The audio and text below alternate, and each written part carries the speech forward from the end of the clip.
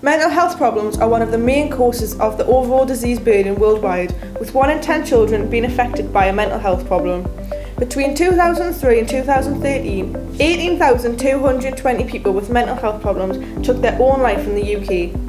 Although throughout the years mental health has been talked about a lot more and people are more understanding of the issue, people need to be made more aware, which is why I, Antonia Simmons, am going to be talking to you about mental health, its history and Charlotte's story. In 2014, 19.7% of the people in the UK aged 16 and over showed symptoms of anxiety and depression, and in 2013, depression was the second leading cause of years lived with a disability. Someone who has experienced this firsthand and has dealt with a family member also dealing with it is Charlotte, who I interviewed about her story. So we're here today to talk about mental illness, to talk about your story and about what you suffered with and how you've coped with it. Yeah. How are you feeling right now? I feel pretty good. How are you? I'm alright, yeah. So I suffer from anxiety and depression. I've had it since I was about 15 years old, 16, and I still have it today, and I'm 21 now.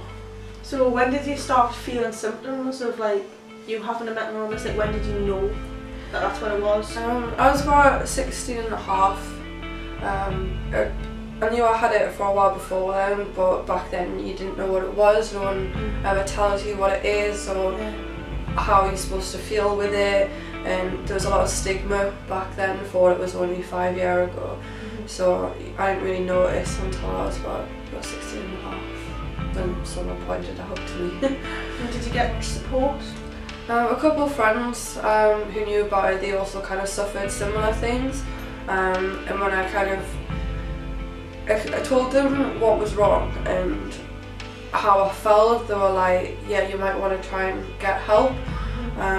Relied on family quite a bit with it, and I also sought help from doctors and a couple of professionals. And do you think that works? Yes and no. A couple of my family members didn't understand it very well, so they didn't know how to help. Other family members were fairly young who also didn't really know how to cope with it very well. So my main support came from my friends, but even so, everyone's different with it, so they didn't really know how to cope with it or help me out with it. When it came to the professionals, I felt like for me they didn't help very well. I'd never knock it for someone else, but they didn't help me at all.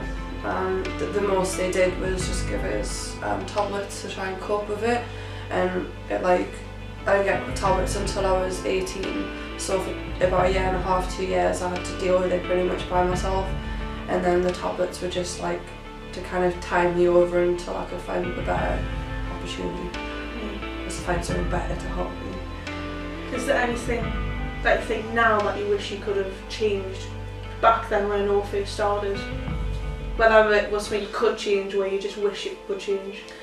Trying to open up to people a bit better, because it's with what happened, it was something I felt like I couldn't talk about, whereas now I feel like it's something I really should have talked about, because if I had talked it back then, I probably could have dealt with it a lot better, so it wouldn't have had such a knock-on effect to me now.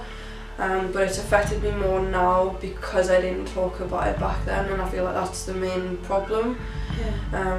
If I had more support from the people I needed support from, I would have known that if I had any issues now, I could just go straight to them and kind of talk about it, even if it was just like a couple hours, just kind of moaning about it. It would have been sorted out, and I wouldn't have had to rely on other things to kind of deal with it. So with you being 16, obviously you were still in school, do you think school helped much, or did you not ask for help at school? I think I tried to reach out to my head of year at the time. One of my issues was the bullies in school. As I know schools try and crack down on bullying.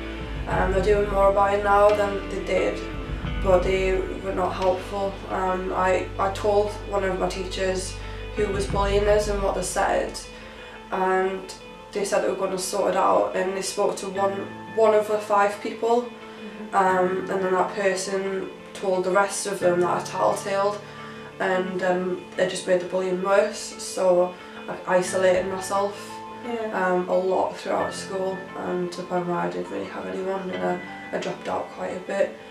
That's surprising because I came out with alright grades, but if I had the support there, I feel like I could have done a lot better in school. So that again had a massive effect on how I went through college and university. So talking about bullying, was that how it all started, do you think, with the anxiety and stuff? Yes and no. It did play a major part in my younger years. That caused us to kind of isolate myself, but that wasn't the main cause. What kicked it all off was I met a new group of friends when I was 15 in September, and it was great because I hadn't had any friends before, and it was like this new release of life. I actually got a bit better. The bullies, I just forgot about them, like they didn't exist. I started going back into school, and that's when I kind of picked my grades up a bit. I started having boyfriends and stuff, which I'd never had before, and now one of my ex-boyfriends when I was 16, it was the guy I lost my virginity to. Now, he would only ever have sex with me if I was drunk. Looking back on it now, that wasn't good. Like, I probably dove into it far too quick. I got with another guy, thinking this one will be fine. And it was good for the first like few months. He was a bit of a drinker, but you know, we were going out to the local pubs constantly, like we were drinking and having a laugh on. I got with all of his friends, but he wasn't happy that I was still friends with one of my exes. And then he became possessive and abusive, and mentally and physically.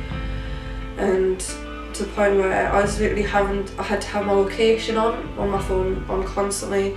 Facebook decided to have a messenger location thing so he could track me wherever I was, and I wouldn't even lie to him. I would send him Snapchats of like Tesco and the college if I just left college, and he still wouldn't believe us. I'd be on the bus on the way to his, and he still wouldn't. He'd be like, no, you're lying to us, you're cheating on us, you're doing this, you're doing that. He'd call us like so many names, it was beyond comprehension. And then like about 6 months into the relationship, I found myself pregnant by a complete fluke, and he forced me to have an abortion. He was saying that he didn't want to be any part of it. I was only 17 at the time. He didn't want to be any part of it. Neither of us were financially stable, and that was like a big thing for me at the time. Like I didn't know how to cope with it. I dropped out of college nearly completely. I was getting nothing done. I was just lazing around the house. Like the depression and the anxiety just kind of got way too much for us. And then I found out I had a miscarriage, and he wasn't even supportive through that. And it wasn't until I'd left him after 9 months of abuse that I sought help. And again, and went to my doctor. It's like therapists don't work, and they just put me on tablets straight away. Abused tablets, not only the antidepressants but the anxiety tablets, paracetamol, ibuprofen. I was getting antibiotics for different stuff and just taking them.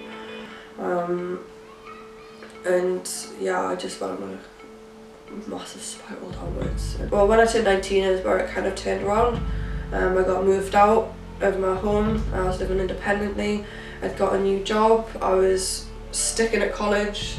I'd started university, and my life was looking up. And I cut basically out everyone who had ever dragged us down in the past, and only kept around the people who knew. I got more support from my family. They started kind of coming around to the idea of, well, mental illnesses do actually exist, and a lot of people do actually suffer from them. I got a new job not long after I started college, and it was like a massive improvement. I got so much support from like my boss, like the supervisors, like all my work colleagues and stuff like that. My boss at the time, like he didn't realise like how many people, he thought people just suffered, or just said they suffered from like mental illness. It wasn't until we went for a couple of pints after work, and he was just like, oh you young'uns, he's like, all of yous have depression and anxiety and stuff. I was like, I know there's a lot of stigma with it, but there are people who genuinely suffer from it and then they don't receive the help because everyone else says that they've got it when they might just be down that day.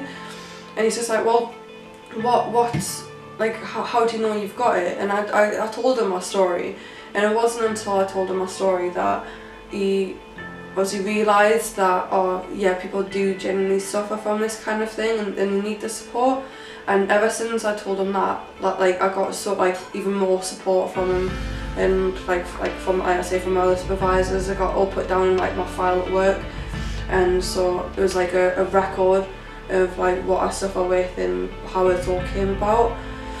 And I feel like more people need to talk about it because it does get better. It takes a while, and it's not an easy road to go through, but once regardless of what you've been through, you just gotta keep your head held high and just think like it will get better eventually.